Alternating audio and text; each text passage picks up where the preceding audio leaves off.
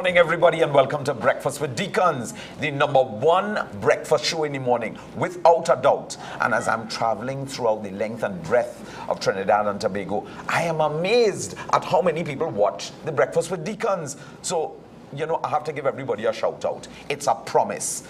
Listen, don't waste your time on watch other shows. You want to see good news?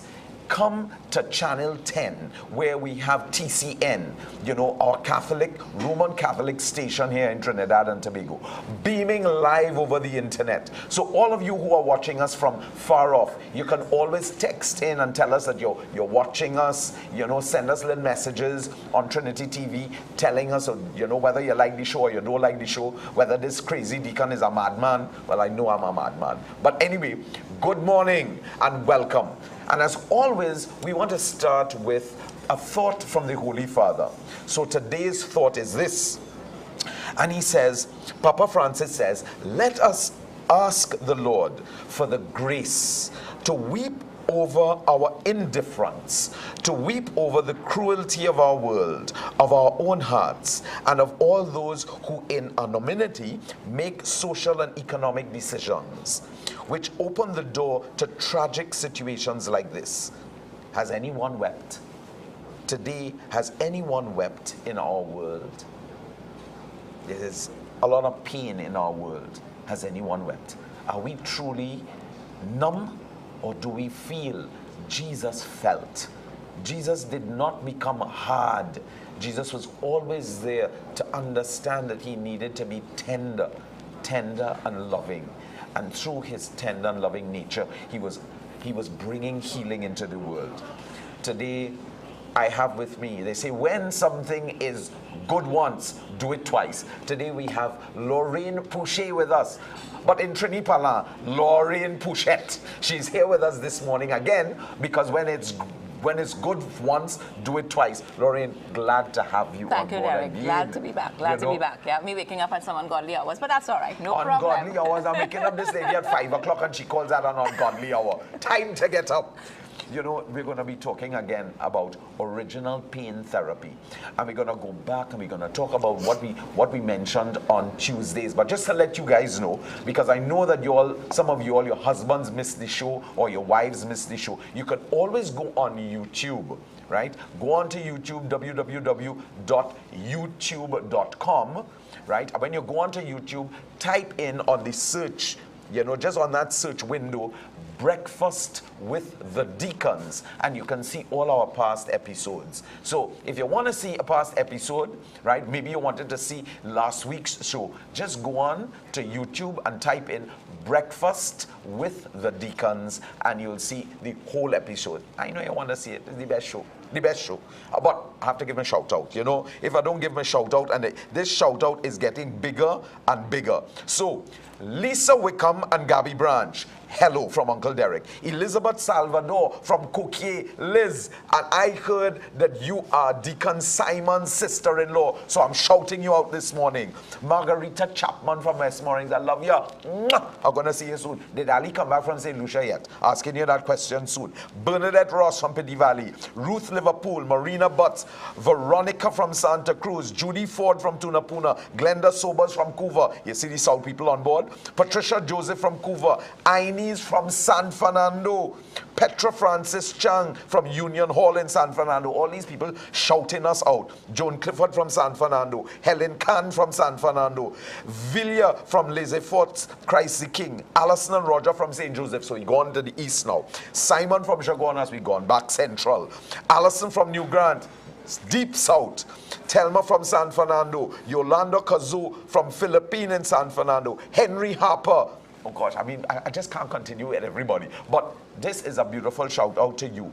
And I just want to thank you all for watching the Breakfast with Deacons and letting your friends know about the #1 breakfast show in the morning. But Today, we're going to talk about original pain therapy. And Lorraine is going to take us back to Tuesday. For all of you who missed the Tuesday show, we're going to just do a short recap and we're going to go forward. Lorraine. Let's Thank you, talk Derek. about Well, I was this just thing. looking at the list of names just now. Your whole show will be calling out to people. They're going to have to make this show longer. This half an hour, you know what I mean? It's just getting too big. I feel so. And because we have so much to discuss in the little time today, and I want to really make sure we touch on the important parts, I've made some notes, so you will forgive me if I need to refer to the notes a little bit. Refer.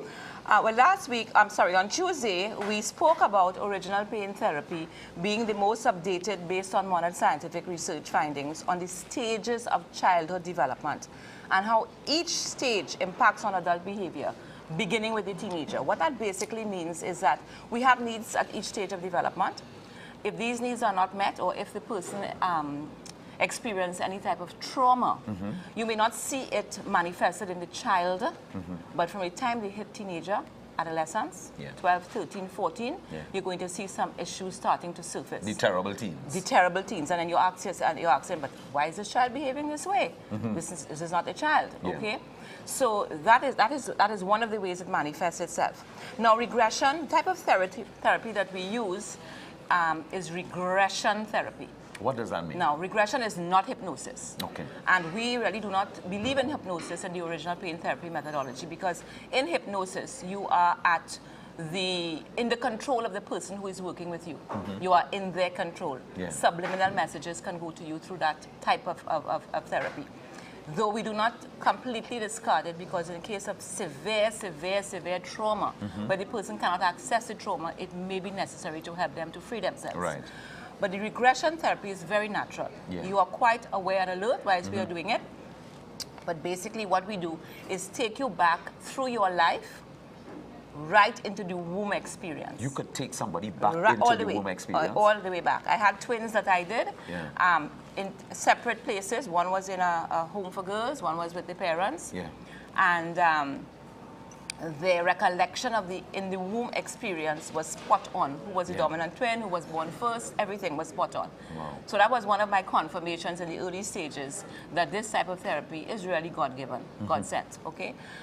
So that people can recollect up to the womb experience, what transpired in the womb. And on Tuesday, we discussed how the womb is the foundation of who we are. From the moment of conception, what happens has formed the foundation of who each and every one of us is going to turn out to be. That is probably the most powerful and important aspect of the development of the human being. That connection between mother and child, why is that mother is carrying that child in the womb, and do not negate the importance of the father.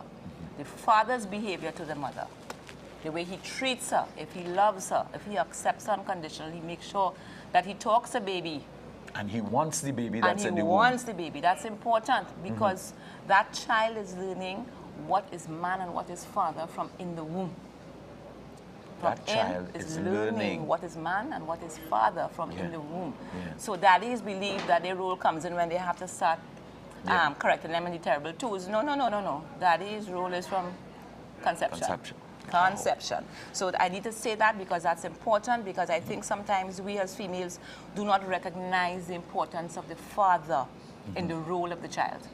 You're bringing up that child, okay? And creating that child. And choosing the right father. That's right. And choosing the right father. Choosing the right spouse. The right spouse, not the right father. I got that right. I got that wrong. Choosing the right spouse. Okay. Because remember, this thing is for life, and that is part of the problem we are having in Trinidad and Tobago. In the world. Men are fathering children, but they are not the spouse of the woman that they are fathering the child with. And you have women in Trinidad and Tobago who have 2 and 3 and 4 children from 2 and 3 and 4 different men, and there's no father around. And that is one of the problems that we have, this absentee father. Okay, where mommy's trying to be mommy and daddy, cannot work. That is why Kyle and them have in the John Paul II Center the Healing the Father wound. It is so prevalent. Okay, so that's important. Now, how do we do this regression therapy, and what do we expect to happen? There's something called the tripartite brain. It's a system. It's not that your brain is 3 parts, but it operates at 3 levels. Okay? The first level is the thinking brain, what we will call the neomammalian or the neocortex. So that's your thinking brain. That is the brain that will look at things, make decisions, strategize, set goals. Your thinking brain, okay? Responding in the now to what is happening. That's an important part. Then you have what we call the paleo, mammalian, or limbic, or emotional brain, as the emotional system. So you have here is the thinking, then right below in the system you have the emotional. And then below that you have what we call the instinctual, the repetition, the visceral brain. That is where things happen automatically. You don't have to do anything about that. In the emotion, our emotions, we connect to our emotions. Right. And emotions is energy in motion. Yeah. Simple. Energy in motion. Energy in motion, whether Yeah. it's negative energy or positive energy. Yeah. And energy, you recognize from me saying energy in motion, it affects us. Because the world is energy. Yeah. Okay? So now this other part, the visceral brain, that is where breathing is lodged. You don't have to think about breathing. It happens automatically. Yeah. You can connect to how that works by you take the same route to work every day and the same route back. Yeah. And one day you decide you need to stop off to do something. But because it's like you're on automatic pilot. You go past the place. You go past the place, you land up at home, and you say, but what I'm doing here? Yeah. That is how that part of the brain works. Right. It's instinctual. Yeah. Okay? Now, what happens to us when we experience trauma or we experience pain in any way or anything that makes us not feel good? That is in our emotional brain. If it takes us into overwhelm, that means that it is so traumatic. Right. What we do is to be able to continue to operate and to survive and to live in this world, we shut the gate between the thinking brain and the emotional brain. Okay. When we shut that gate, we repress emotions. So we repress our feelings about the situation. Yeah. Okay? Now, how does that affect us? I want to use an example. A few years ago, a family, two of the daughters did the course. And they said it blew them away. They told their mom about it, and they'd had some problems in relationships with their mother. There were girls and boys in the family, but she particularly had problems with her relationships with her sons. Never could understand why. Okay? Try to do all the get help books to get help to deal with relationships, and nothing was working. Anyway, she resided in another Caribbean country, and she came in just to do the therapy with me. And when we did the regression, an amazing thing surfaced. You heard about flashbacks, how people can have a flashback. Yeah. They're watching a movie and they have a flashback to some terrible thing that happened to them. Yeah. What she connected to was at the age of 6, she was raped by her father. Oh my God. At the age of 6, she was raped by her father. Yeah. Now, for a child to survive in that environment, ego defenses, Yeah. protective defenses will come into being. Right. Because this is a man who's supposed to love me. Yes. Yes. This is a man who's supposed to take care of me, but he's not doing that. Yes. He's hurting me. Yes. So how do I survive that? I have to almost be beside myself. I have to numb out. I have to pretend that it's not me that is happening to. Right. So I repress the memory Yeah. so that I can continue to live in the house as normal Yeah. with a father who has to take care of me until I can take care of myself. Wow. So she buried it. But it doesn't go away. It's there. It's lodged there in her psyche. So that her resentment and her anger, she took that out without knowing on her sons, Yeah. on her daughters, and Yeah. on her husband. So there were relationship issues in the marriage. Right. You understand where I'm going with this? Yes. Yes. So this is why it's so important that if we believe that we're not functioning the way we should function, that we need to find out what's causing it. And that's the origin. So her original pain was that. Yes. Some people's original pain can be rejection in the womb. Yeah. Some people's original pain can be being corrected or called a dunce in a classroom in front of all the students. Right. And the feeling of shame and embarrassment that they can connect to for that. So you understand Yes. that aspect of it, okay? Also, connected to that now, we have an understanding that we have memories in ourselves. Do these memories go away at all? What No, happens? memories never go away. Memories From the moment never? of conception, and that is why on Tuesday when we spoke, I spoke Yes. about even the way we are conceived impacts upon us. Yeah. So everything that happens to us from the second of conception Right. is lodged in our memory system. Yeah. So there's a whole study being done on memories in the cells and how everything that happens to us from the time we are born till we die, all those memories are lodged within our psyche and it's in our cells. Now this is where that great Catholic tradition of generational healing and healing the family tree Right. comes in. Right. Because I could be impacted upon a trauma that I experienced as an individual, but I could also be influenced by memories that have been passed on through the genes and through my lineage. Right. And this is why you'll have people like Father John T. and so on And Father doing Bishop Robert Lee right, Adams doing the healing the yes. family tree, Father because we have to Hezekiah. get in there Yes. and heal this. Yeah. If there has been abortion that takes place in the line, you find that it will perpetrate itself again Yeah. in the present generation. If there's alcoholism, besides the gene for alcoholism, which is medical, you will also find that predisposition coming down through your cells, because all memories are retained. It's in All our DNA. memories. It's in our DNA. Yeah. All memories are retained. Okay, so you know, in the Catholic Church, we have a lot of stuff going on, Yes. that we don't recognize how beautiful these things are and how important they are. You know, I mean, healing the family tree, that is an important thing, but healing ourselves is even more important. It is even more important. Now, I spoke about the stages of development, and I just want to break it down, the 5 stages and what the needs are in each stage, if that's okay. Yes, go right ahead. In prenatal, all you and I needed to know is that we were wanted for the very one that we are.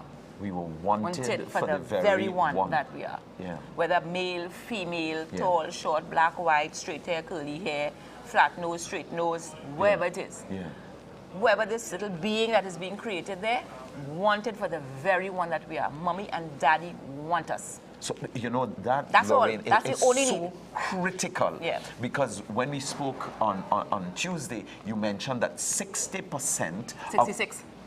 I correct you. she's correcting me. I thought it was 60%. 66. 66% of all pregnancies are unwanted. Yeah, and that's worldwide. That's worldwide. That's not only in Trinidad and Yeah, Tobago, but yeah. that's worldwide. Right, right. Okay? They are unwanted.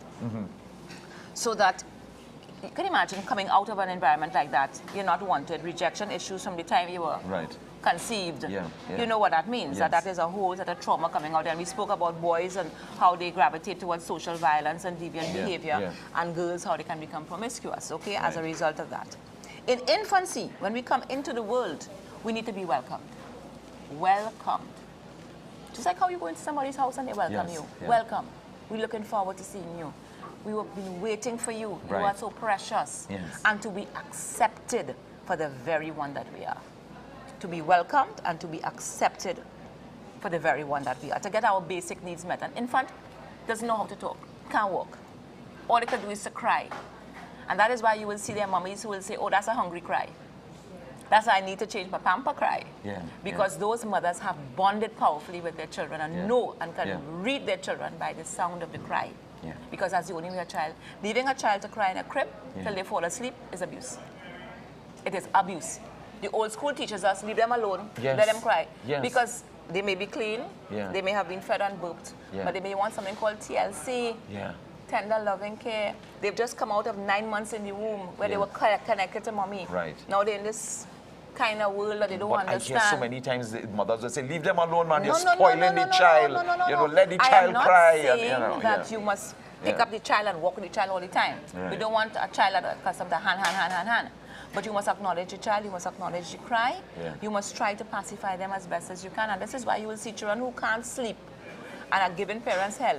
If daddy or mommy holds that child on the chest and just rocks that child and they connect to the heartbeat, they will fall asleep. Because that's what they heard for the first 9 months of their life. Their mother's heartbeat was constant. Yes. Now they come into the world, so the first 9 months out of the womb is also an important part as the infancy. They're still connected. Yes. And they still need to be shown that I am important. You're going to take care of me the same way you took care of me for those 9 months in the womb. So that's important, okay? Toddler, which is the next stage. Now, infancy takes you up to about 9 months. So from 9 months to about 3 years is what we call the toddler stage of development. That is the stage when you need to be allowed to explore and to separate. First 9 months, connected to mommy. Second 9 months, connected to mommy. In toddler, you're starting to separate, to become your own self. And you do that through exploring, through touching, tasting, testing, throwing down things, seeing what's going to happen to them. You know, daddy give you the toy, you hold it, bap, you drop it, daddy had a bed and pick it up, and you keep doing that to see what daddy going to do. Yes. You understand? Right? Remember that. Yes, you remember that. So that's important, to be allowed to explore and to separate. And that is where the Montessori type of teaching came into play. Yeah. When they recognized that they needed a child-proof a room, let the child go. Yeah. So it is safe, but they can move around and creep around and touch and, Yeah. you know, and feel. That's important because that also helps to develop the child's creative abilities. Children who are allowed to explore would be the ones that climb Mount Everest. Would I be the climb ones, the Piti Pito. well, so okay, so if your toddlers are probably bet, would be the ones that would be the ones that would try new things, that would not be stuck in a dead-end job for the rest of their life. Right. Okay? And in the toddler stage of development, you also need to be allowed to say no. Yeah. I don't want to do that, Daddy. I don't want to do that, Mommy. No. And then Mommy needs and Daddy needs to explain why. Why? Yeah. And then we work it out. Yeah. Because if you don't teach a child that it's okay to say no at toddler stage, when they hit teenagerhood and their parents offering them a little marijuana joint and thing, right. you want them to say no? They don't think they can say no, because to say no means I won't be accepted. As part of the group, we are teaching things at every this is so developmental. powerful. Yeah, we are teaching things at every single developmental stage. Right. Then you have preschool, which is where you are developing your own early identity. It is also the first awareness of your sexuality. We are created sexual beings. Yes. Up to that stage, we're all little people. I can't differentiate. But in preschool, I know you have something different to me. Right. You're a boy and I'm a girl. Right. So the first awareness of our sexuality comes into play. Okay? So when we see little ones exploring each other and exploring themselves, we don't go ballistic and say a pervert and beat the daylights out of the children. We explain to them the differences. We close them back very quickly and we explain to them what is male and female. So they have an understanding. And we don't mess up their sexuality by making them think that it's wrong. Okay? So this is when we have them develop their independence and their initiative. Now in school age, very, very important, and probably the stage that has the most spiritual wounding in it. And by the spiritual wounding, I mean that stage of development is the stage of socialization. It's when you're really leaving that protected environment of the home, because preschool you're still sort of protected in there. And you're going out to meet different people from different backgrounds, learning how to socialize with boys, with girls, with people from different ethnic groups, from different religious groups, and so on. And you also building skills, learning how to read, to write, to do all the things that you need to do. And you're learning to become capable. I am capable. If I am capable, there's nothing in the world that I will want to do that I won't be able to do. But what happens to us, teachers put dunce caps on us because we don't understand a theory in class. And our level of maturity may be less than the other one the same age as I am. So understanding your children and knowing where they are at and understanding the stage of development is critical. Now what happens in teenager or adolescence, where all the problems come, as we think? That is the stage where I am forming my own identity. Love and work are going to be the pillars by which I'm going to judge myself moving forward. And this is when we develop the interest in the other sex, okay, for that significant other to come into our life, and we start to worry about what we're going to do for the rest of our life, okay? But if the other building blocks, the other stages have not been good, what happens to us at this stage of development is that we will have issues. We may seem to, we may be angry, rebellious, okay? Also, if we have come out of a system where there's role confusion in the family, that we've played a role in the family system to keep the system together, mommy and daddy fighting each other like dog and cat. So for me to take the heat off of the marriage, I need to be the super achiever. So I gravitate towards what they want me to be, and I lose sight of what I want to be. Okay, so a lot of issues that are happening. It's the most traumatic and most difficult time in the human life cycle, teenagerhood.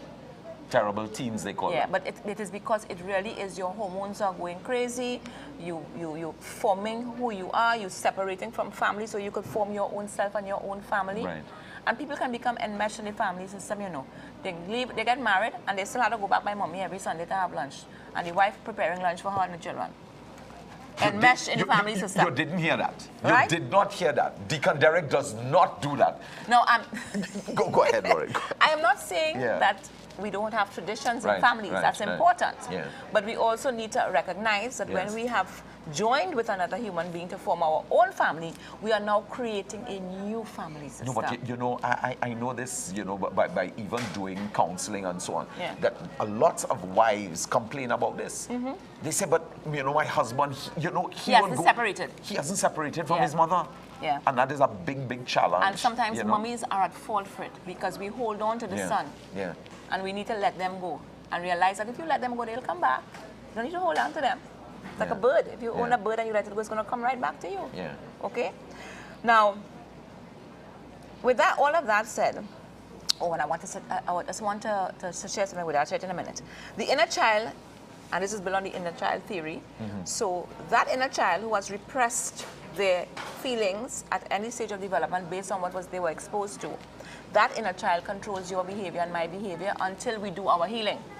So when they see you throwing a tantrum, it's not you, Derek, it's your inner child throwing a tantrum. Because he is in control of your behavior. Because he's coming out of the pain of the repressed pain, not the intellectual Derek who knows that it shouldn't be happening. And this is why sometimes we find ourselves doing things, saying, why am I doing that? And we can't control it. Because it's almost automatic. No, I want you to just repeat that. No, we're running out of time. I realize this show that. has been incredible. But Two more minutes. You're talking about this inner child and so on, you know? So that to change the behavior, you have to change the where that inner child is. You have to heal the inner child. You have to deal with the pain so that it could move away and the adult Derek could take control. Because what will happen is, what they think is the adult Derek parenting his children is not. Is the little one parenting the child. So it's the child in me that's trying to parent my own children. That's right, that's right. And the therapy that we do in original pain therapy is holistic. It's body, mind, and spirit. Yeah. Spirit is very important. We spoke about that, okay? And a damage in a child will inhibit our ability to achieve the potential that God created us to achieve.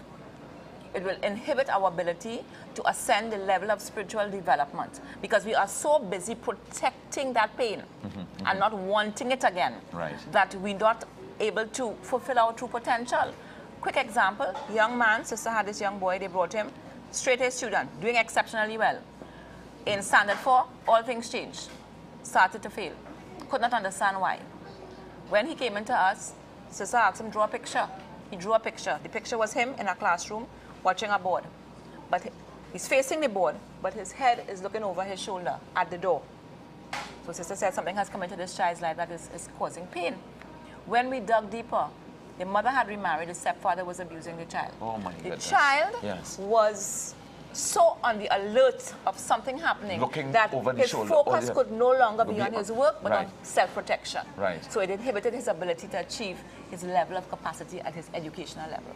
You know, we kind of winding down here because we're down to like 1 minute and 30 seconds. But there's so much that you shared here today. You know, it's so important for us to do it God's way, you know, and we go and we do our own thing. God is a master craftsman. So quickly, Derek, 2 parts of original pain.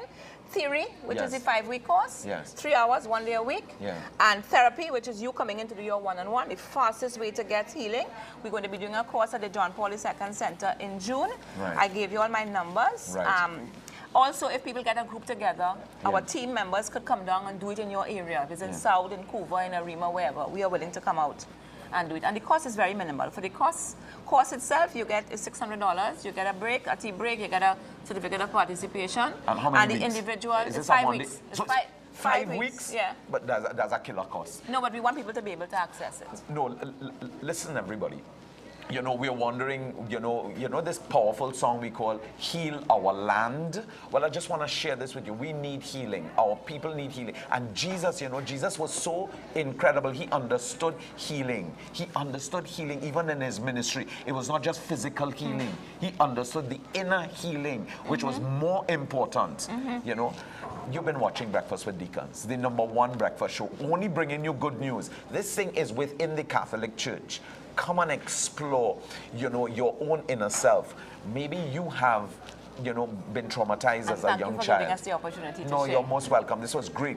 Come, get in touch with us if you're interested in this. This is Breakfast with Deacons. We'll see you on Tuesday again. I know that you enjoyed today's show. See you next week, Tuesday. Have a wonderful weekend. God bless everybody. And West Indies, we hope you win today. For sure. Both teams.